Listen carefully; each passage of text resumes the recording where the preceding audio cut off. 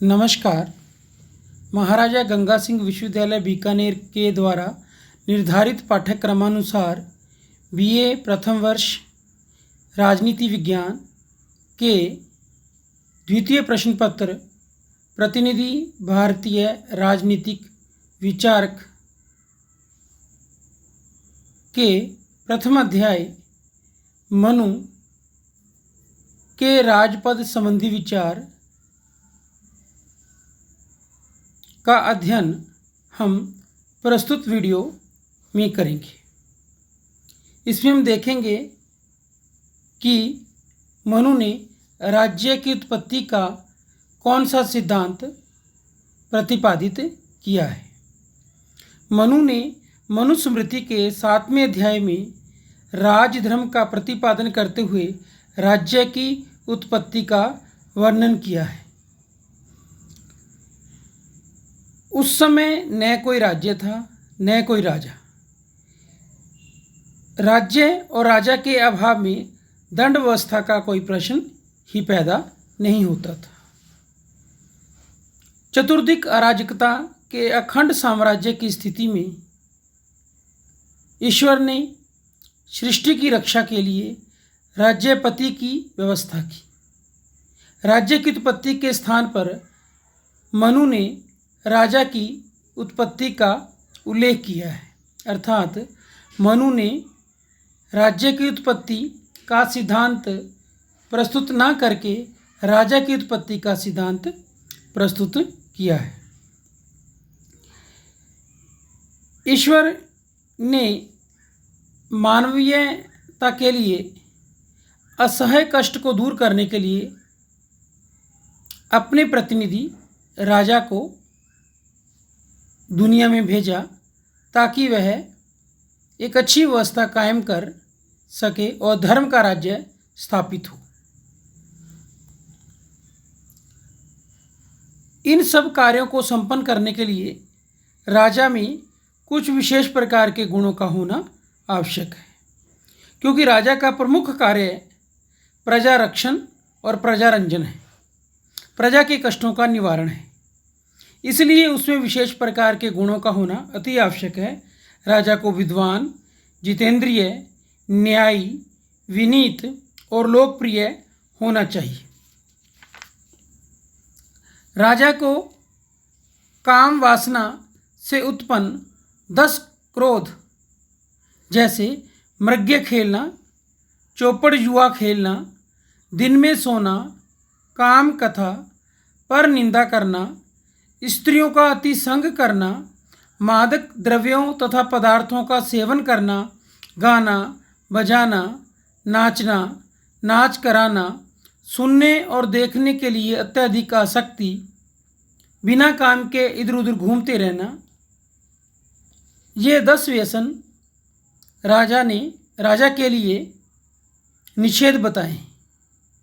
इसी तरह से क्रोध से उत्पन्न 8 व्यसनों की चर्चा मनु ने की है, जैसे चुगली करना, बलात्कार से किसी दूसरी स्त्री के साथ व्यभिचार करना, द्रोह, ईर्ष्या, असहिष्णुता, बुरे कार्यों में धन को अन्यायपूर्वक खर्च करना, कठोर वचन बोलना और बिना अपराध के दंड देना। जो राजा काम वासना से उत्पन्न व्यसनों में फंस जाता है वह धन धान्य तथा धर्म से रहित हो जाता है। जो क्रोध से उत्पन्न बुरे व्यसनों में फंसता है वह प्रकृति के प्रकोप के कारण शरीर से भी वंचित हो जाता है।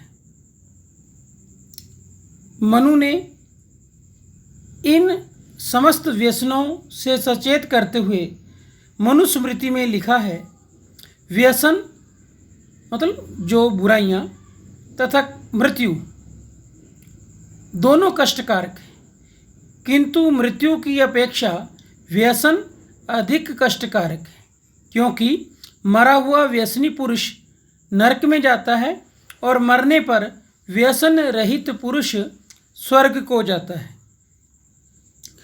इसके बाद है नेक्स्ट पॉइंट, राजा के कार्य अथवा राज्य का कार्यक्षेत्र। राजा के लिए कौन कौन से कर्तव्य मनु के द्वारा निर्धारित किए गए हैं, या दूसरे शब्दों में हम कहें कि राज्य का कार्यक्षेत्र कहाँ तक विस्तृत है।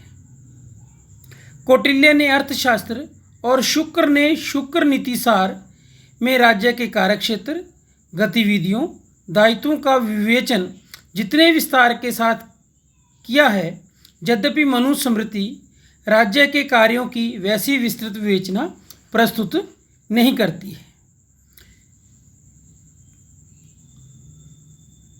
क्योंकि मनुस्मृति का मुख्य कार्यक्षेत्र सामाजिक व्यवस्था का नियमन है।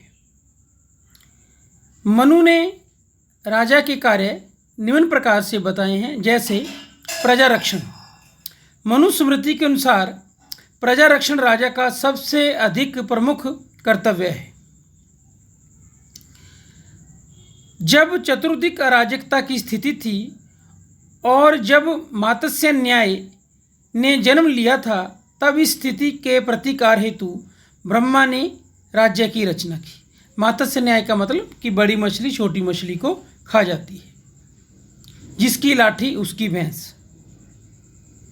इस प्रकार की स्थिति के प्रतिकार के लिए से बचाव के लिए ब्रह्मा ने राज्य की रचना की, और इस राज्य की रचना मात्र प्रजा रक्षण के लिए हुई है, क्योंकि दुर्बल का हित नहीं होता था, जिसकी लाठी उसकी भैंस, शक्तिशाली का हित ही न्याय है, ऐसी व्यवस्थाएं प्रचलित थी।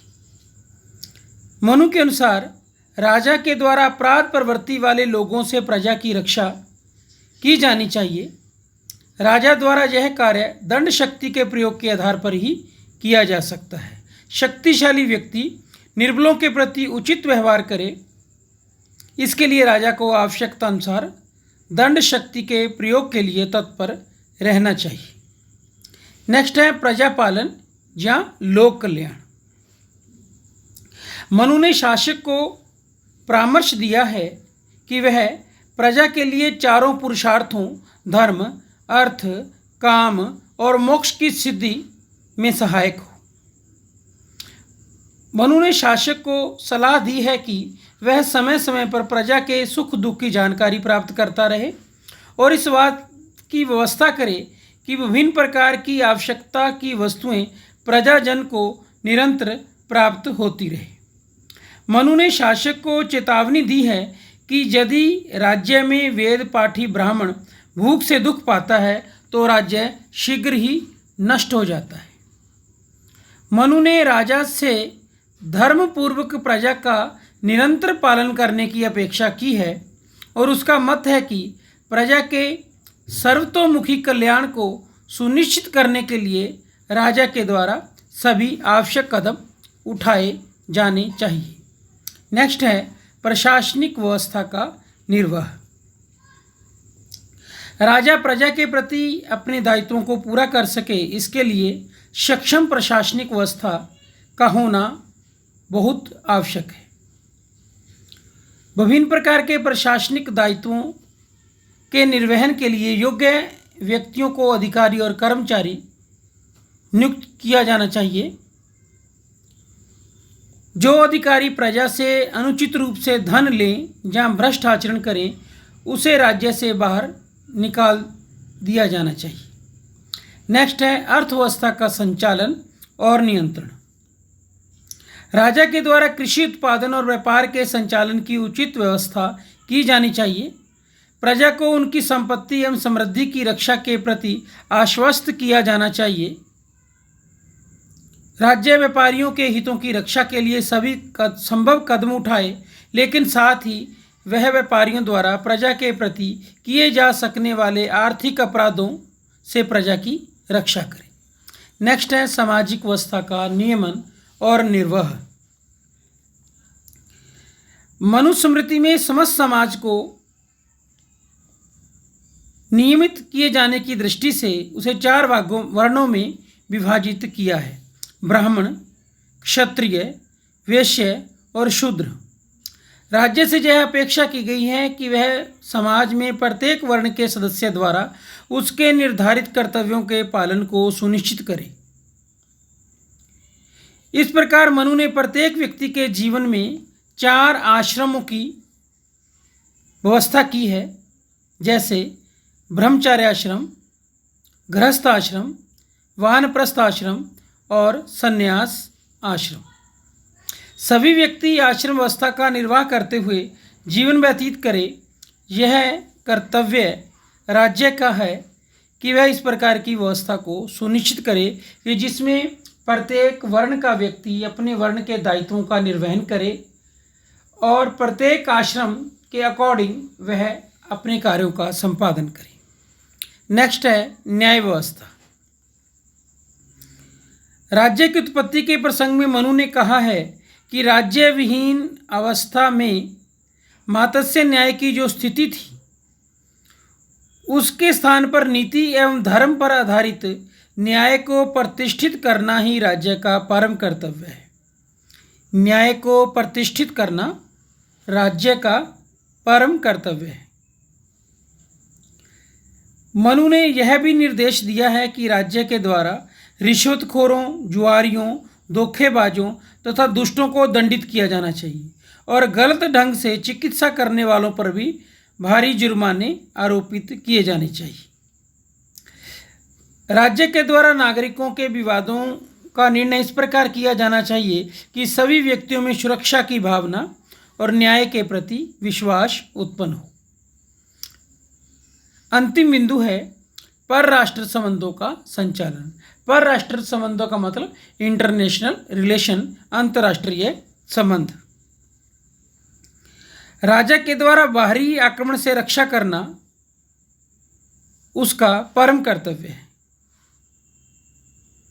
मनु का विचार है कि अंतर्राष्ट्रीय संबंधों के संचालन में शासक ऐसी युक्ति और विवेक के आधार पर कार्य करे कि अनावश्यक युद्ध की उलझन में पड़े बिना ही राज्य तथा उसके सम्मान की रक्षा संभव हो सके। उसने कहा है कि प्रजा का पालन करना राजा का श्रेष्ठ धर्म और प्रजा पालन द्वारा शास्त्रोक्त फल को भोगने वाला राजा धर्म में युक्त होता है। केवल मोटवानी ने कहा है, मनु के निर्देशन में राज्य द्वारा बनाए जाने वाले अनेक कानून वर्तमान कालीन राजशास्त्र के विद्यार्थी को समाजवादी प्रतीत होंगे।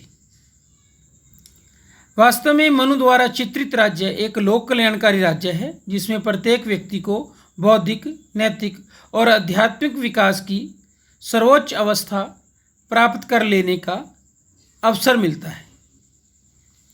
तो अब नेक्स्ट जो हमारा पॉइंट है वो यह है कि मनु ने जिस प्रकार के राजा का विवेचन किया है, क्या वह राजा निरंकुश है? मनु के द्वारा विवेचित राजा निरंकुश नहीं है, उस पर अनेक प्रकार के नियंत्रणों की स्थापना की गई है। मनु की विचारधारा पाश्चात्य विद्वानों द्वारा प्रतिपादित दैवी सिद्धांत और उनके द्वारा राजा की निरंकुशता पर बल दिए जाने से बिल्कुल भिन्न है। पाश्चात्य विद्वानों ने राज्य की उत्पत्ति के दैवी सिद्धांत का प्रतिपादन करते हुए राजा को निरंकुशता की स्थिति प्रदान की है। उदाहरण के लिए दैवीय सिद्धांत के आधार पर ही फ्रांस का राजा लुई 14वां अक्सर कहा करता था कि मैं ही राज्य हूँ, मेरी इच्छा ही कानून है, मैं इस धरती पर ईश्वर का प्रतिनिधि बनकर शासन करता हूँ। लेकिन यह स्थिति पाश्चात्य जगत की है। मनु ने राजा को निरंकुश नहीं बनाया है। उसके अनुसार राजा की सत्ता पर अनेक प्रकार के नियंत्रण हैं। राजा की सत्ता पर विभिन्न प्रकार के नियंत्रणों का अध्ययन करते हुए हम देखेंगे कि राजा पर पहला जो नियंत्रण है मनु के अनुसार वह है धर्म का नियंत्रण। मनु ने राजा को धर्म के अधीन रखा है और इस बात पर बल दिया कि राजा सदैव ही प्रजा का पालन और प्रजा रंजन करे। राजा को देवांश बताया गया है, किंतु बल उसके देवत्व पर है, न कि उसके अधिकार अथवा चाहे जिस प्रकार शासन करने पर और देवताओं पर बल देने का तात्पर्य यह है कि राजा के द्वारा देवीय गुणों के आधार पर प्रजा का पालन किया जाना चाहिए। मनुस्मृति के 7वें अध्याय राजधर्म में परिभाषित किया गया है कि स्वयं धर्म से शासित रहते हुए प्रजा के व्यवहार में धर्म को सुनिश्चित करना राजा का सबसे अधिक पवित्र कर्तव्य है। राजधर्म की अगर राजा अवहेलना करता है तो वह देवत्व से गिर जाता है। उसके ऊपर धार्मिक नियंत्रण की व्यवस्था करके उसकी स्वेच्छाचारिता पर मनु अंकुश लगाते हैं और उसे लोकहित के प्रति प्रतिबद्ध बनाते हैं। दूसरा नियंत्रण है संस्थागत नियंत्रण। मनुस्मृति में स्पष्ट अंकित है, महत्वपूर्ण विषयों के संबंध में राजा के लिए मंत्रियों एवं अन्य शासकीय अभिकरणों से मंत्रणा प्राप्त करना आवश्यक है। जैसे दूसरे राज्यों में दूत भेजने, भेजे गए दूतों के कार्य का मूल्यांकन करने, उनके स्थान पर दूसरे दूतों की नियुक्ति आदि विषयों पर मंत्रियों से मंत्रणा करना आवश्यक माना गया है। कराधान की शासक की शक्ति को भी नियमों के अधीन माना गया है। नियमों का उल्लंघन करके अनावश्यक रूप से कर लगाने एवं एकत्रित करने को राजा के विनाश का कारण माना गया है। मनु ने राजा के कर लगाने की शक्ति को मर्यादित करते हुए कहा है, जिस प्रकार जोंक, बछड़ा, मधुमक्खी थोड़े थोड़े अपने अपने खाद्य क्रमशः रक्त, दूध, मधु अर्थात शहद ग्रहण करते हैं, उसी प्रकार राजा को प्रजा से थोड़ा थोड़ा वार्षिक कर ग्रहण करना चाहिए। जोंक जैसे रक्त चूसता है, बछड़ा जैसे दूध पीता है, मधुमक्खी जैसे शहद ग्रहण करती है तो वह थोड़ा थोड़ा शहद ग्रहण करती है, बछड़ा थोड़ा थोड़ा दूध पीता है, जोंक अपने हिसाब से खून पीता है। इसी प्रकार राजा को प्रजा से बहुत कम कर इकट्ठा करना चाहिए। मनु शक्तियों के विकेंद्रीकरण के पक्ष में थे। उसने शासक को असीमित अधिकार प्रदान नहीं किए हैं। नेक्स्ट है राजा के लिए दंड का विधान। राजा विशिष्ट देव होकर भी साधारण प्रजाजन की भांति दंड भोगता है। इतना ही नहीं, वरन जिस अपराध के लिए साधारण व्यक्तियों को केवल एक पण का दंड दिया जाता है, उसी में राजा को अधिक ज्ञानी होने के कारण 100 पण का दंड का प्रावधान मनुस्मृति में किया गया है। नेक्स्ट है राजा के व्यक्तिगत गुण, उसका प्रशिक्षण और उसकी दिनचर्या। उसके लिए कठोर प्रशिक्षण और कठिन दिनचर्या की व्यवस्था की गई है, जिसके आधार पर शासक के मर्यादित शासक होने की आशा की जा सकती है। मनुस्मृति के अनुसार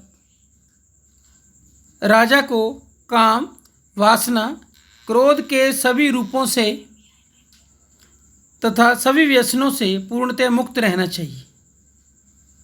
इसके अतिरिक्त राजा के लिए वैसे ही कठोर प्रशिक्षण की व्यवस्था की गई है, जैसे प्रशिक्षण की व्यवस्था प्लेटो अपने दार्शनिक राजा के लिए करता है। राजा की दिनचर्या ऐसी निर्धारित की गई है कि भोग विलास के लिए उसके पास समय और शक्ति शेष ना बचे।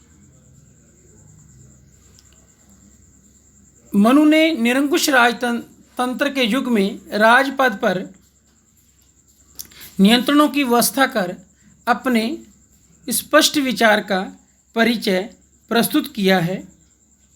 राजसत्ता जनसत्ता की शक्ति को स्वीकार करे, यह बात राजा के पद और राज्य दोनों के लिए शुभ है। तो इस प्रकार बच्चों, हमने इस वीडियो में मनु के द्वारा प्रतिपादित राजपद के